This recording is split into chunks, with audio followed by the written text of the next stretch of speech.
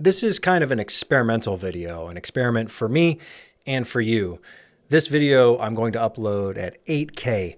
YouTube has the functionality now where you can play back 8K video. So if it's not set to 8K and that's available on your device, go ahead and switch it to 8K right now. And I really want to see the difference. I actually can't tell right now. This is a after the fact type experiment where I'm gonna have to see how this looks on YouTube, because right now I'm filming on the Lumix S9 in 6K. So I'm not even taking full advantage of the 8K technically. There are plenty of cameras out there nowadays that film 8K. You've got the Canon R5, a lot of the newer Nikon cameras, the Z8, the Z9, even the Z6 might shoot 8K. So there's a lot of cameras out there that will let you film in 8K, although they're still, kind of expensive. There's not super common. A lot of the standards are still 4K, which we've all been using for quite a while. But I wanted to test, how does 6K look upscaled to 8K when you're uploading to YouTube, in addition to running this same camera into my ATEM Mini, which is a 1080p device. I've uploaded videos in the past that are 1080 recorded, upscaled to 4K. So you export a 4K video file, and a lot of people are surprised or impressed. Now, granted, they might be watching on their phone, or I don't know where you're watching or how you're watching, but I'm gonna do both. I wanna see what 6K recorded on the S9 looks like, upscaled to 8K, in comparison to 1080p, upscaled all the way to 8K. So this will be an 8K video file. We're just gonna see what it looks like and how noticeable that difference is, depending on if it's a phone, a computer, a TV, wherever you're watching. I can't say 8K displays are all that common. I certainly haven't seen a lot of them. 4K has really become the standard, but if YouTube is going to support it, I might as well test it out and see how it does. Of course, resolution is only one factor when it comes to acquisition. So how you're capturing, yes, resolution is important, but it's not the only thing that's important. You've got color, you've got dynamic range, you've got all your settings, making sure your motion blur is accurate, what it looks like, your depth of field, and then just the frame rate, how you're recording. Right now, this is 6K 24, but maybe you have a preference for 30 frames a second. Maybe you're looking for 8K 60, which there are cameras out there that will do that. And there's, of course, even beyond 8K. You've got cameras in the 12K, 16K space. Lots of resolution, plenty of options across the board. And I wonder, how much will resolution matter in the future? On one hand, you've got people watching streams on their phones, and most of the time they might just be listening. I imagine this is the type of video you could just listen to. You can just listen to me talk. I can ramble, and you can listen to that and enjoy it, the audio portion of it. Or you could watch it and have your eyeballs glued to the screen.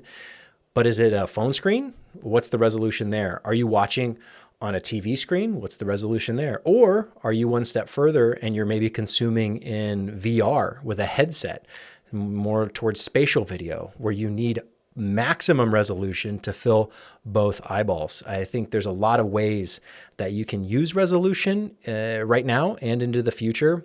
And it will just be interesting to see what becomes the dominant standard, what becomes the most popular. Obviously, the smartphone has reigned supreme for over a decade now. Ever since the original iPhone, the smartphone has been probably the most popular way to consume content, just at a mass scale. But, that's content. Movies, people still go to the cinema. Obviously, people are still watching TV shows, whether it's on Netflix, on Disney, Amazon, Hulu, Max. Gosh, there's it seems like 1,000 different streaming platforms these days. There's endless amounts of content. But when you think of content, I certainly think of social media content, Instagram, TikTok, YouTube, Facebook, X, wherever it might, Snapchat, wherever it might be. So the content demands seemingly are never ending, but also the ways that content gets played and displayed. You have everything from the lowest resolution still being valuable because people are streaming over Wi-Fi or LTE, and they're trying to, keep their data usage down. So they're, choosing, 144p or 360p. And then you have people all the way up to 8K who want to consume their content that way. My belief is that it's all valuable, and as hard as that is to justify or quantify, it is kind of the case. It's just the more we have options when it comes to displays, the more you will need to cater to all of them.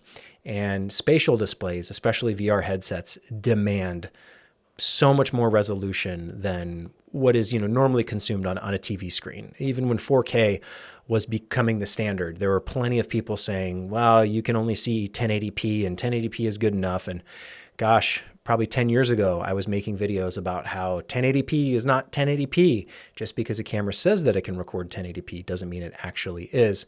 And even then, I was a firm believer in the 4K model. Nowadays, I don't know if I'm an 8K believer or a 12K believer or anything like that. I think we'll really have to see how the headset space plays out, because for televisions, I think for the most part, even theatrical movie theaters are 2K or 4K in some cases. But 2K was quite a standard for quite a while, and no one cared. It wasn't an issue. People still went to the movies and they watched their favorite Hollywood productions in 2K. But because of the distance and because the perception size, I don't know, there's a technical term for it, but basically, the further a screen gets away from you, the more the smaller it gets. And so the resolution is not as required, but certainly a giant screen really close demands more resolution on both the screen itself and its ability to display the resolution and what is being shown. So if you have a 4K TV, well, you better have some 4K files to go alongside. And now I'm very curious to see if 8K will become the new standard, or if it's more of a novelty, more of a gimmick, more of a who cares, what's the big deal. It's usually the most important thing is the content itself. There's plenty of movies from the past that are still watchable, even though they haven't been remastered on Blu-ray. You can still watch the DVD and enjoy them. Streaming services aren't always delivering the highest resolution all the time. You're dealing with compression, you're dealing with all sorts of mud and nonsense visually, but you can still enjoy those stories just the same. So resolution isn't the most important thing, but it is a factor to take into consideration.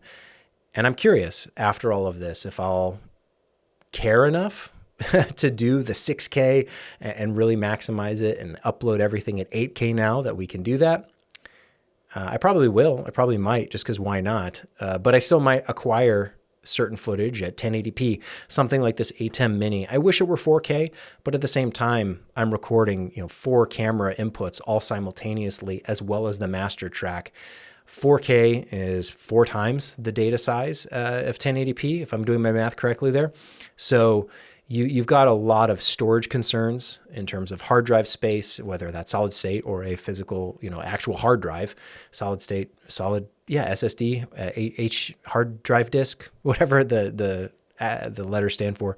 So you've got to factor all that into what you're capturing. It's not enough to say, well, I can shoot 8K, so I'm just going to all the time.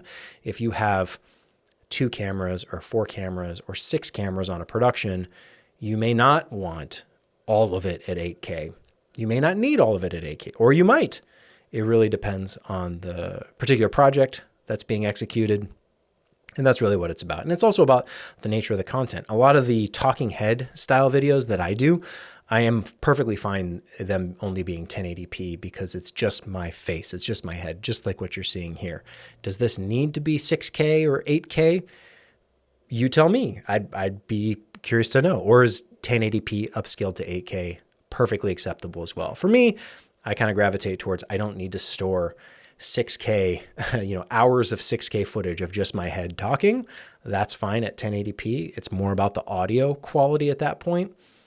But let me know. Leave a comment. What's your priority these days? We're in 2025. How important is resolution? Are you going to pick 8K as your YouTube default for everything you watch? Are you going to demand Netflix stream at 8K? Or is 4K enough? Is 1080p enough? Do you not care? Does it not bother you? What cameras, what selling features or should they add that would actually get you interested? Because it used to be resolution. That was the reigning thing. 1080p for a while was super, super popular. And if you didn't have 1080p, you weren't going to buy that camera. And then quickly 4K caught on. There were some naysayers at the beginning, but eventually 4K took over, and now I can't even imagine buying a camera that doesn't shoot 4K. It just would seem silly. Seems like you're at a disadvantage.